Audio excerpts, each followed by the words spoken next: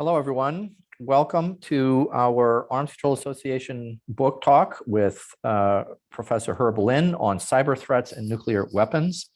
My name is Daryl Kimball. I'm Executive Director of the Arms Control Association, and I'm pleased to welcome everybody here today for this conversation about the major themes and recommendations in Professor Lin's new book, Cyber Threats and Nuclear Weapons, which was published just in October.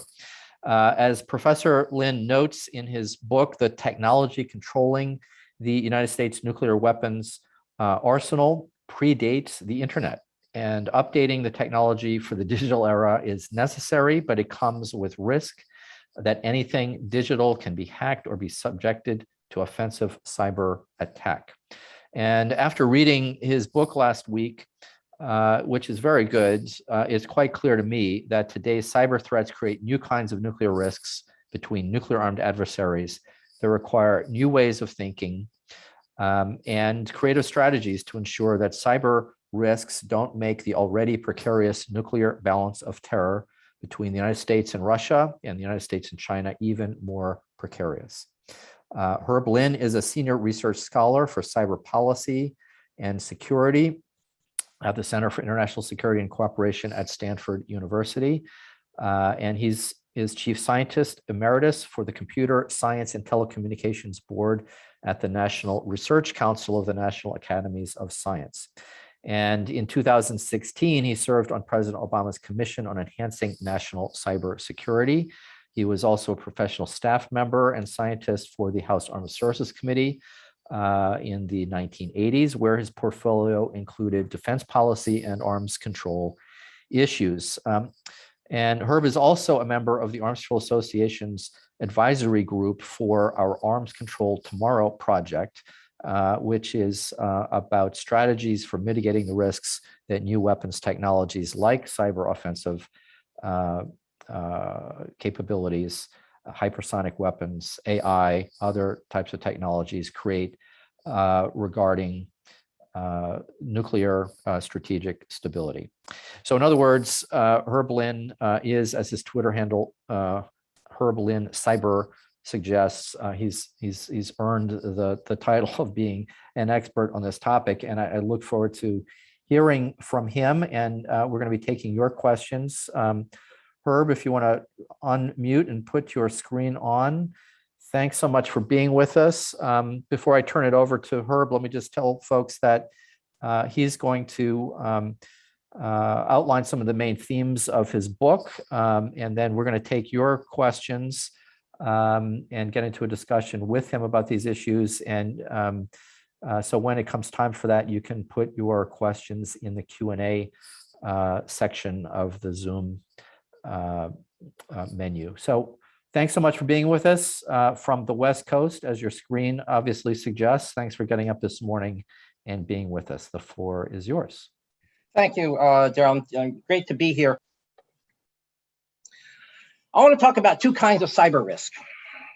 These are risks that are that we experience, that we undergo because of our increasing dependence on digital technologies for all aspects of the nuclear enterprise. There's deliberate cyber risk, what I'm going to call, risk of deliberate cyber attack, and risk of inadvertent or accidental escalation, and they are both important. The risk of deliberate cyber attack is when the bad guys launch a cyber attack against the United States with the intent of compromising or degrading our nuclear forces. Okay, so the idea here is that this is, if they're successful, this may lead to our inability to use our nuclear weapons as appropriate. For example, in retaliation. And this is when they launch a cyber attack and it screws up our retaliation, so we can't fire our missiles and and so on. That kind of thing. There's a second kind of cyber risk, which I'm going to call risk of inadvertent escalation or accidental as the result of a cyber operation by a bad guy. So what happens here? I mean, there are two kinds of things that you worry about here. First, You worry that an adversary will conduct an attack against you, an offensive cyber operation, for some non-nuclear purpose.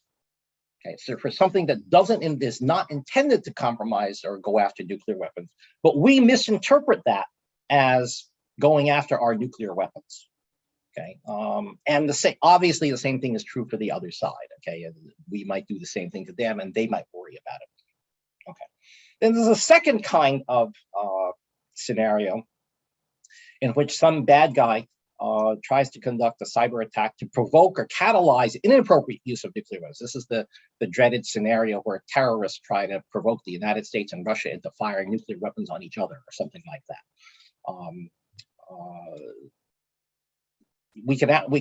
I can address that in the questions in the Q&A session. I'm not going to talk very much about that.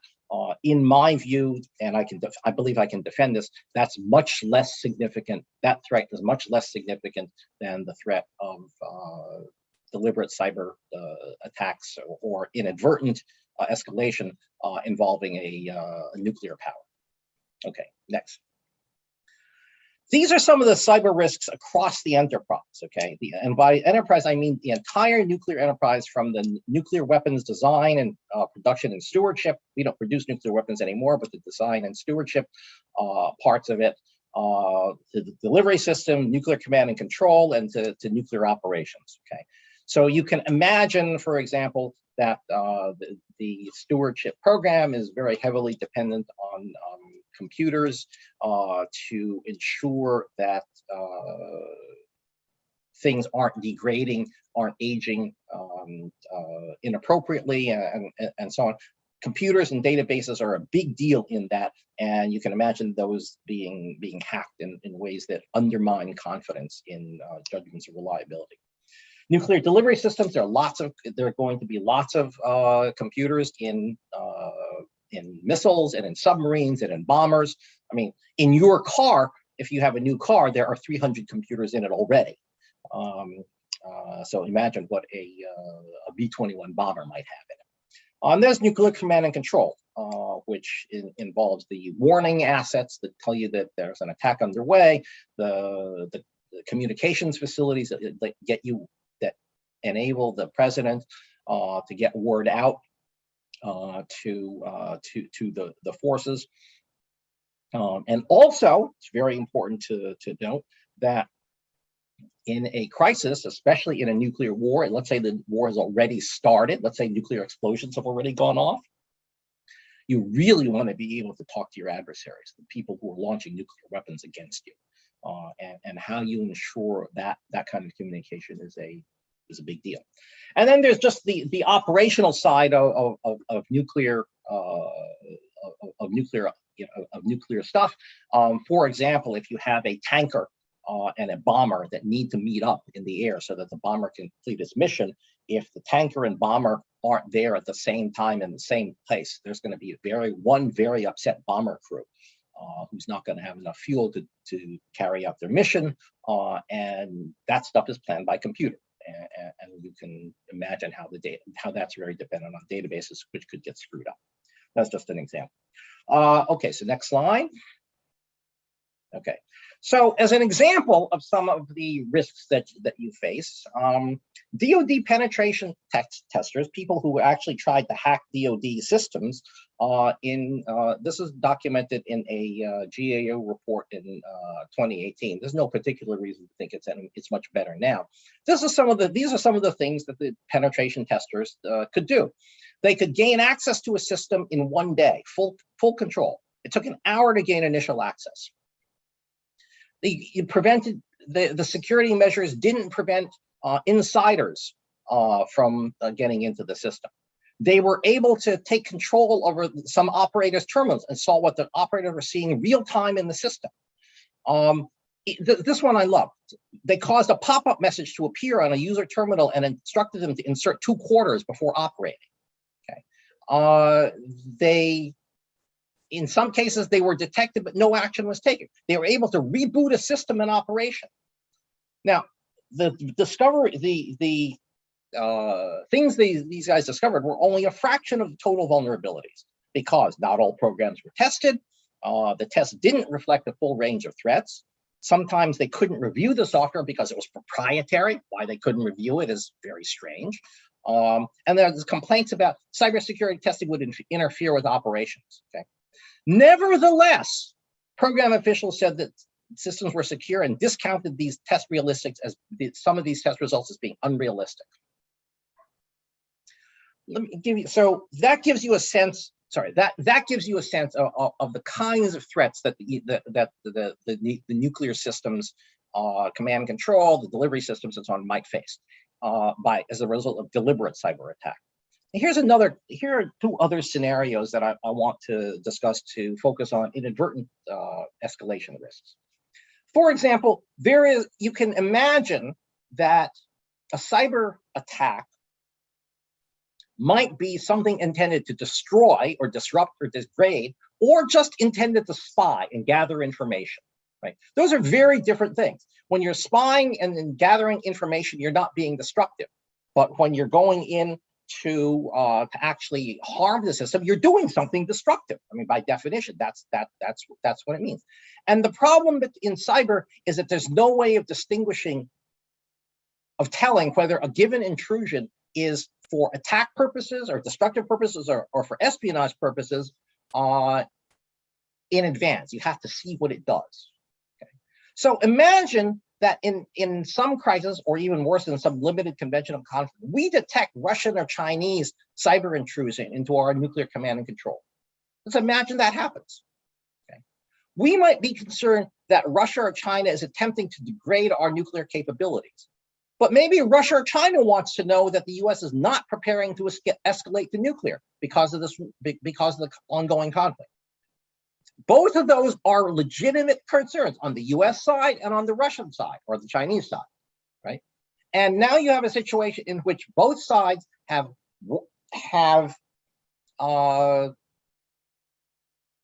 different views of the same action. Okay, and you can see how that could spin out of control. I'm not predicting how that will go, but I hope you will agree that that introduces an element of uncertainty into it that you wouldn't otherwise have with the cyber. Another scenario is that imagine cyber attacks on a dual purpose target. For example, some US systems serve both conventional and nuclear missions. Examples are the early warning satellites and certain communication satellites.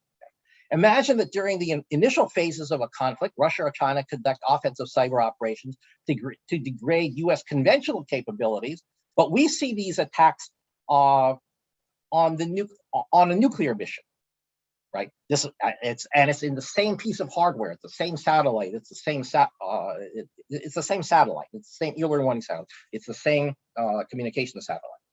And now we're concerned that they're trying to degrade our nuclear capability. So again, their intent here is to go after our conventional stuff, and we're worried now that they're going after our nuclear stuff. What's going on here? This is also a recipe for possibly for inadvertent escalation. So in both these scenarios, our perceptions and their perceptions of intent are completely different, and that's the significance. The policy implications of all of this stuff. Okay. Nuclear entanglement of conventional nuclear systems raises the risk of inadvertent nuclear escalation. You get operational advantages by combining systems into one physical box, one physical entity. No question about that. You get better integrations on, but those operational advantages have to be weighed against an increased escalatory risk. If those systems are attacked, what are you going to think? And so you really want to minimize the possibility that cyber attacks on conventional assets will be seen as attacks on the nuclear side. Some of the stuff that I talk about in the book are that you might want to require an impact statement in a war plan as part of your war plans to ensure consideration of what happens if you attack an adversary. Will the adversary possibly mistake your conventional attack for a nuclear? Your attack on conventional forces with an attack on his nuclear forces. Okay. You might also want to require an impact statement on U.S. systems regarding that might touch nuclear decision making. How would the deployment of this dual capable system, which talks about nuclear, which deals with both nuclear and conventional.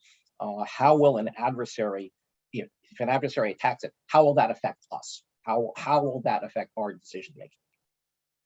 I think that the U.S. Stratcom should also have acquisition authority for nuclear command and control. They have right now they have the authority to set requirements, but they have no authority to buy it. That all goes to the services. And of course, there's the old saying that, you know, whoever has the gold makes the rules, and the services are going to determine the non-requirements parts of the acquisitions, and they're going to be optimized not for nuclear. I think that decision makers should have an independent backup system to provide minimum essential functionality for nuclear command and control. This is completely separate from, and it never touches the conventional force, just for the nuclear. And then we should do something to maintain communications with with an adversary under the worst possible circumstances. Right now, the hotline terminates in Washington, terminates in the Pentagon, which is the first target in a war. I make the observation in the book that the legacy nuclear command and control system hasn't failed since 1985, and why? There have been bugs in it and flaws and near misses, but we've developed corrective procedures and technology. You can't say the same for anything that's coming along in the future. That means you need to keep those things running simultaneously for a long time, and use the old system as a check on the new. More people, more cost, but I assert that it's worth it.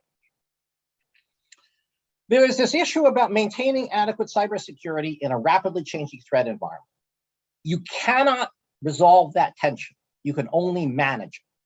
That is, you're always putting in security is always going to make you slower. And if you neglect security, I mean, if by focusing on security, you're taking away personnel and resources and effort from advancing the main missions of the system, because it never adds to functionality. It just makes sure that you have the functionality when you really need it, and you're going to be slower. And there's no good way of dealing with that. The ideas behind this are: you can moderate your appetite. You can say you want less in your command and control system. You want less functionality from your communication systems and so on. Why is that? Because if you do less there, you can tend to spend more attention on cybersecurity. This is a very unpopular view because we always want more. And so, you have to be willing to make trade-offs between measures to reduce cyber risk and measures to increase performance.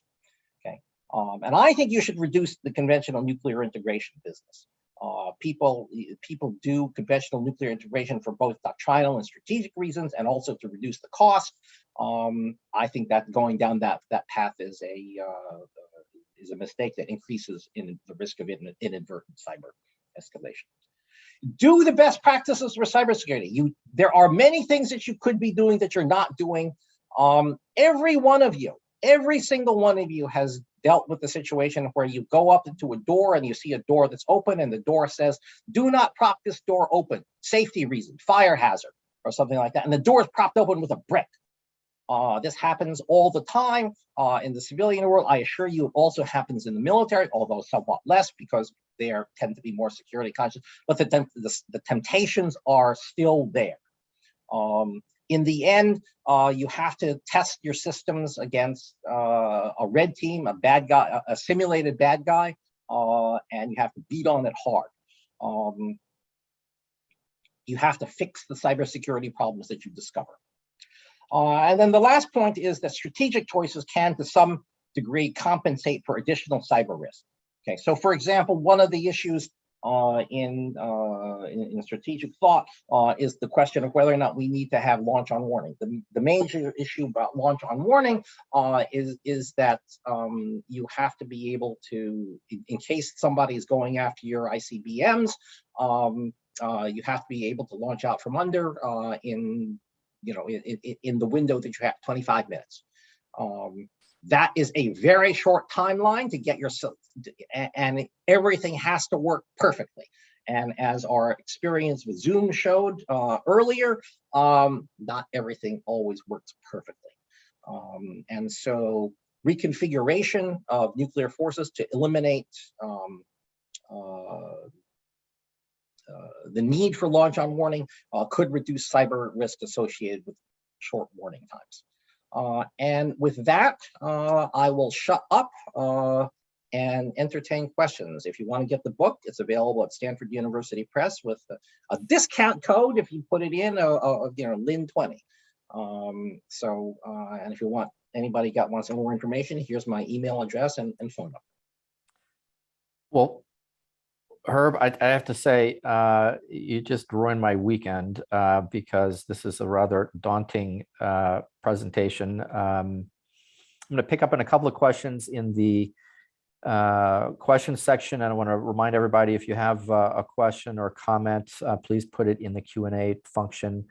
We have one person asking, based upon your analysis of the different risk factors here, I mean, which of these are currently, would you say, are the greatest risk today for some sort of untoward or catastrophic failure? How would you characterize that? Well, so it depends on what you mean by catastrophe, right? There's a catastrophe where we go nuclear and we didn't mean to. And there's a different kind of catastrophe where you should go nuclear and didn't. Okay, given the audience here and so on, I think that people are less worried about the second, if I understand. But it's but the idea that your deterrent has to have credibility is the cornerstone of nuclear strategy. And so I would argue that they're both catastrophic, but of a different kind. The first is, as I say, the first is a kind that it's catastrophic because you go nuclear when you shouldn't, and the second is that you don't go nuclear when you should. And if you undermine your ability to go, then you undermine deterrence. So I think that I'm worried about inadvertent stuff. There's no question about that. And I wrote the book partly to call attention to that. I don't know that it's necessarily more important than the risks of deliberate attack that infer from deliberate attack, but it's something certainly that people don't talk about enough. So in terms of public attention, that's where I think I want to put the attention. I'm not sure that it's a bigger risk, but it's certainly a significant risk. All right, thank you. We got a couple other questions coming in. Robin Collins asked the question, I think you answer it in your book, but you haven't touched on it here. I mean, to what extent is the US nuclear weapons enterprise, and particularly the command and control systems, separated from the broader internet or not? And is that possible? And where is their intersection? Well, nobody's putting a launch order, a launch order on the internet. Okay, I mean that's not the issue. The question is, but underlying the question is, if you could just separate it from the internet, then you'd be safe. And the answer to that is definitely not. The Iranians will testify to that. Somebody attacked the Iranians using Stuxnet against the centrifuges and Natanz about 10 years ago, and their systems were completely disconnected from the internet. So it's an interesting question as to how somebody got in. There are various theories on it, but whatever it wasn't through the internet. And so one could. The U.S. Strategic Command in 2014 testified that it wanted an internet-like system to connect all of the nuclear assets. Okay, and what it said is a national IP-based network. IP stands for Internet Protocol. That doesn't mean it's going to be connected to the internet, but it means that it's using the same protocols and software and so on. So it's not connected to the internet, but uses the same kinds of technology. All right. We got a couple of questions relating to what can be done to reduce or mitigate some of these risks, particularly the risks due to a deliberate cyber attack by a nuclear armed adversary on the United States' ability to launch. So, I mean, briefly, what technical steps can be taken to reduce that risk? What political or diplomatic steps might be taken between the U.S. and Russia, the United States and China? And I would note that there are, at least in theory, there are discussions between the U.S. and Russia on strategic stability that are ongoing that could possibly cover these issues. President Biden recently spoke with President Xi of China about the need to have conversations about guardrails to guard against inadvertent conflict. But so what technical or political steps can be taken by the three major nuclear adversaries to guard against or to head off that particular risk? Well, rather than talking about it as technical and political, let me talk about it in terms of unilateral versus cooperative. Okay. There are a number of unilateral things that we could do to increase our cyber hardness, to make ourselves more resistant to cyber attack. I discussed some of them. Like, for example, we always want the best red team that NSA can put together to try to penetrate our systems and to report problems and have somebody fix them. We have to pay more attention to cybersecurity in the development and deployment of our systems. We have the people who compromise on cybersecurity operationally. There has to be some command responsibility to get rid of those people. Like in the Navy, if you run your ship aground, if your ship runs aground, the captain is relieved of duty, and even if the captain had nothing to do with it. And we need that same kind of accountability in cyber. So that's where perhaps a more controversial thing is what I talked about in my presentation, which is that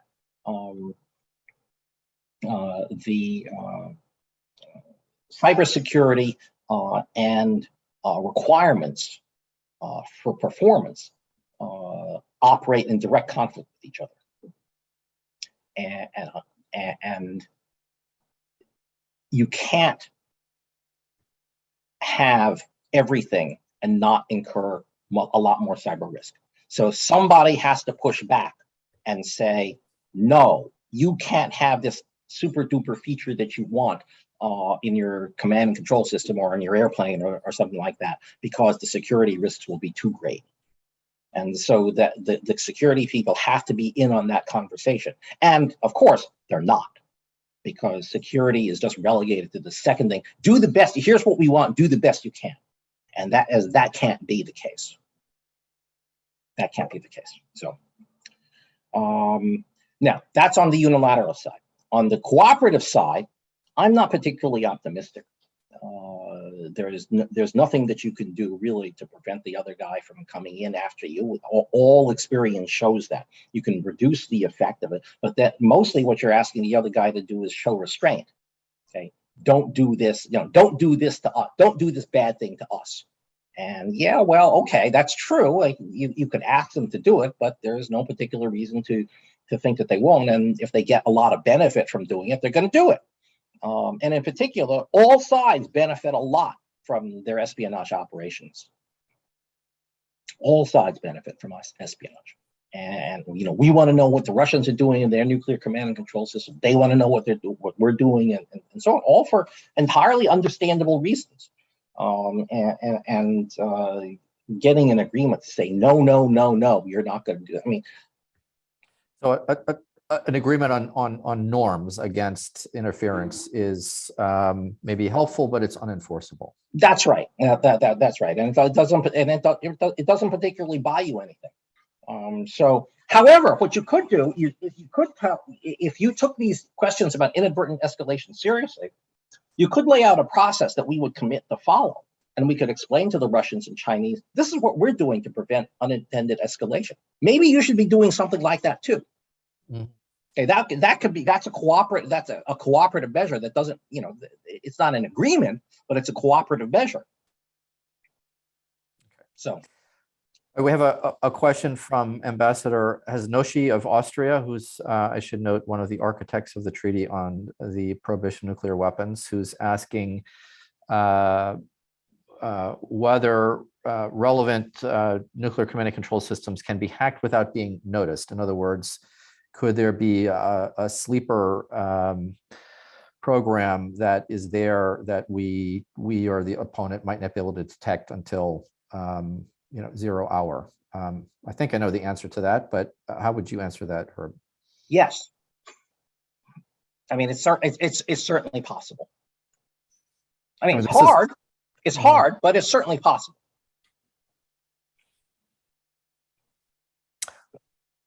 All right. So we have another question from another person about the relative capabilities of state actors versus non-state actors with respect to some of these things. Could you give us a sense? I think you suggested that non-state actor threats are perhaps of a lesser level, but how would you describe it? That's correct. As far as I can tell, I mean, I do have some worry about non-state hackers, but just as an example, I mean, I think the capabilities of state hackers are a lot more. They're a lot more potent. For example, the U.S. government has access to the source code of Windows. Okay, and it can look at it. I mean, for certain national security purposes. I'm quite convinced that Al Qaeda does not have, or ISIS does not have, an agreement with Microsoft to get access to their source code. Okay. And having access to the source code is a big deal in trying to understand the system that you're trying to hack. So that means that the capabilities of state hackers are much greater than the capability of non-state hackers. Now, there's an additional point too, which is once you get into the other guy's system, it's not just hacking knowledge that becomes relevant. Now you have to understand their internal theory of operation of how the nuclear command and control system works. Okay, who's talking to who? Who's important? What are the what's connected to something else? I don't mean in a in an electronic sense, but sort of logically. Who are the important organizations? And who are the key decision makers and so on. Yes, I could change this piece of data to go from 29 to 42. Okay, yes, I could do that. But what is the effect? What does 29 mean? What does 42 mean? And so on. That kind of knowledge is going to be much more difficult to obtain. So it's not that you for that now you need not just a hacker, but you need somebody, a rogue general who knows nuclear command and control intimately to help out Al Qaeda or ISIS, and that's much less likely. All right. Paul O'Ginnessy from Physics Today is asking about communications and terminology between the nuclear arms control world and the cybersecurity world, and how we can make sure both groups understand the concepts and the challenges here. I mean, you're somebody who has operated in both spheres. So you're a good person to answer this question. I mean, so how can we maybe bridge, pardon the pun with the Bay Bridge behind you, the Golden Gate Bridge, bridge the gap between the cybersecurity community and the nuclear weapons security community, aside from reading your book, which would help. I'm sorry, that's what I was going to say. I mean, as it turns out, I mean, I have a non-trivial amount of experience in the hacking world, and I also did nuclear policy. Okay, the number of people like me is rare. I mean, is small. Okay, and you need people who are fluent in both. So I give talks about that, and in fact, this book originated from a talk that I gave to some nuclear policy people about cyber. You just have to convince the nuclear people that learning about the cyber stuff is important. I think there's no substitute for knowing that. For anybody listening, I'm happy to give those kinds of briefings to governments or to agencies, to people, and send me an email and we can talk about it. I'm happy to engage in that discussion. It's obviously much more than I had 10, 15 minutes to talk about the book, and we can go into it in much greater detail that you can still understand. And I should say the book is it's concise, but it's very substantive. It's a great read. It also has a very good overview of how U.S. nuclear command and control works, concepts of deterrence reviewed, as well as cyber concepts. So it's an excellent briefing. So on the question of speaking with interested individuals, we have a question from Stan Rivelis, one of our former senior U.S. arms control negotiators, about whether you've briefed the Pentagon about these issues. Are you aware that they might be thinking about these things as they take a look at they conduct a nuclear posture review, which is due to be completed at the end of January of this year? Well, excuse me. The answer is yes. I have talked to various people in the administration about it, about this, and so on. To me, the most controversial thing that everybody will agree with my deliberate cyber risk part. They won't be happy about it, but they'll agree that that's important. Very few people will agree on what comes out essentially as my opposition to conventional nuclear integration. Mm-hmm. That I think is a big deal. Excuse me. Is a disaster waiting to happen. But the administration is people have been convinced that they want to go down that path for a long time. And I think that's fighting uphill. So that's why I have in the books various things that you could do that sort of soften the impact of that. But the fundamental problem is that people want to do they want to integrate conventional nuclear operations in a way that uses nuclear to deter conventional war. So. Okay.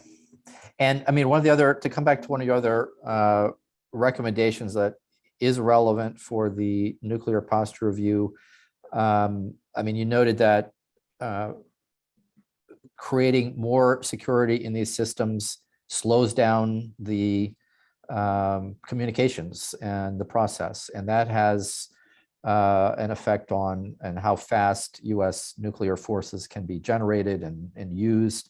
Uh-huh. And that has implications for the current launch on warning policy, which for those of you who are online who may not be aware, I mean, the president can issue a launch order from the nuclear football that can lead to the launch of about approximately 800 strategic nuclear weapons within 20 minutes of the launch order. So all of this requires speed and time. And so one of your recommendations, if you want to elaborate on this, is that if we adjust or change that launch on warning policy to give the president more time, it would allow for more security in our nuclear command and control systems and the ability to check for false signals that might be the result of hacking. Is that why you're recommending a significant change in U.S. nuclear posture? Is that I did not. I didn't. I recommended a change in nuclear posture conditionally. Okay, so it's I want to be very, very clear about that. Even without all of this cyber stuff, launch on warning is an issue, right? And you've worked in this area for a long time. I've worked in this area for a long time, and full disclosure, I don't like launch on warning. Okay, the cyber stuff is just from my standpoint, it's just an additional reason. It's one more reason that I want to move to a posture where where launch on warning isn't such a necessary thing. Now, of course, all of the options that I want to pursue, if you're convinced that you need an ICBM force, there are other ways of basing ICBMs that are less vulnerable. Some people say, let's just get rid of the ICBM force entirely. Well, I mean, you could make a good argument for some of that. My book is silent on that recommendation. Saying if you want to manage the cyber risk better, one way to do it is to reconfigure the force. Mm-hmm. One other related question. I know you deliberately didn't go into this in the book, but it is a question that I think is a natural follow-on. Artificial intelligence can, in the view of some, help military commanders and political decision makers deal with the faster timelines for decision making in all these different scenarios, according to some. I mean, what is your personal view about the upsides and the downsides of incorporating AI into helping decision makers with what we currently know as nuclear command and control decisions and early warning? My sentiment about it is that AI is the most suitable for systems for applications that are low risk and low stakes, and that definitely does not include nuclear command and control. Here's my cynical view of AI. Okay. AI is what you call something that doesn't quite work. Okay, AI sometimes works. It may even mostly or often work the majority of the time, but you can't predict when it's going to work and when it's not going to work. When it doesn't work, one, you often don't know that it's not working. Two, even if you do know that it's not working, you can't figure out why it's not working. And three, you can't figure out how to fix it. Okay, that's not a technology that I want helping with nuclear command and control. Nobody has experience with actual nuclear command and control, right, in a war. Nobody knows. Nobody knows what the circumstances are, and you can't anticipate all of that. I mean, this is a good thing, right? I'm glad we don't have this experiential base, right? Of course. But to the extent that you want AI to reproduce human decision making, I mean, I'm not sure that I want to do that. Okay, so I don't think AI is not, from my standpoint, is not a silver bullet by any means. We have a couple more questions I wanted to get to before we close things out here. And obviously, this is a conversation that we will be engaged in for many years to come, for better or worse. John Woodworth is asking, is there any room for cyber deterrence, a version of cyber mutual assured destruction? In other words, what possibilities are there regarding cyber offensive capabilities to deter another state's cyber offensive attacks in this area? Well, there's an interesting debate among cyber scholars. I'm one of them. I regard myself as a cyber scholar who question the utility of the deterrence concept. And it's just, it's not clear about whether and how deterrence operates in cyberspace. It's certainly true. It's absolutely true that low-level cyber deterrence doesn't work. That is, deterrence of low-level cyber attacks doesn't work. I mean, everybody's watching this broadcast on a computer, okay? And I assure you that your computers are all being hacked, are all being attacked right now, mostly unsuccessfully. Okay? But they're all being attacked now, and so you can't deter that kind of stuff, okay? It just happens as part of the background, in effect.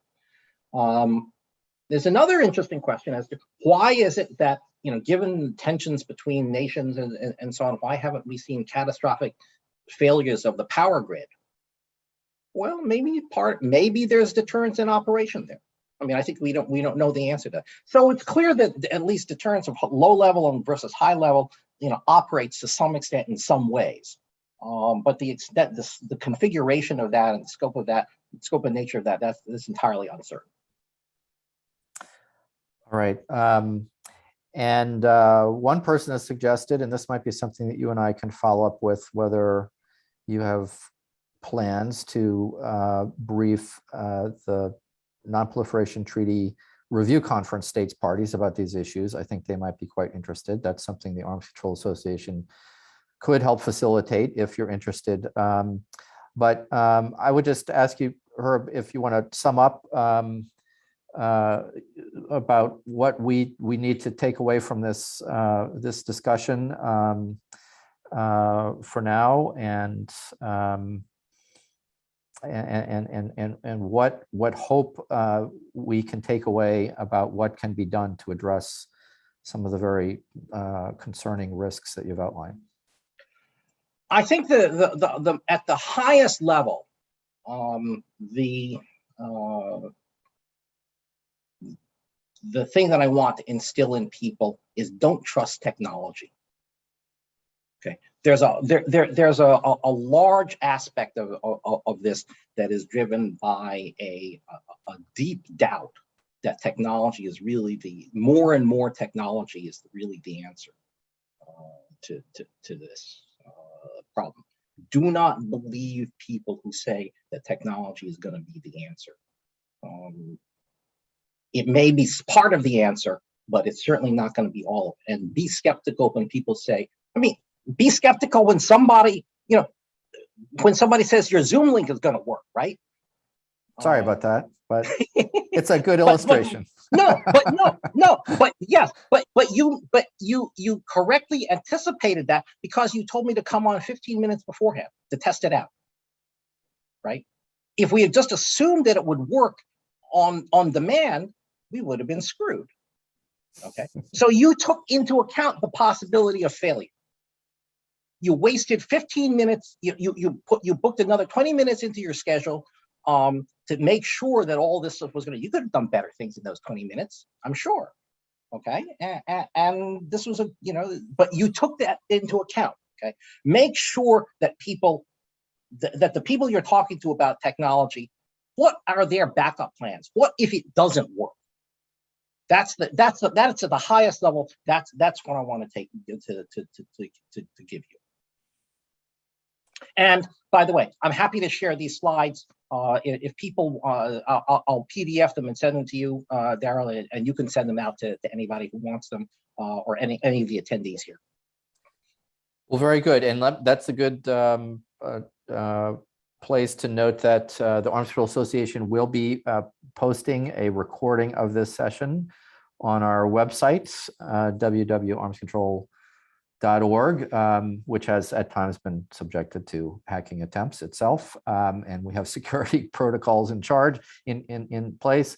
We'll have that up next week so that we can look at the slides and your presentation, your answers to some of these questions. I want to thank you again, Herb, for writing the book, for taking us through these issues, for raising these issues, and taking us through this conversation this afternoon. Appreciate it very much. And I wish everybody a good afternoon. And I urge everybody to think about what we've heard and how we can address these issues in the years to come. We'll need your help. Thank you. And I invite anybody to contact me if you want about any of these issues. If you have a question that you didn't get answered and so on, please send me a note. Thank you so much. Thank you so much, everybody. We are adjourned for today.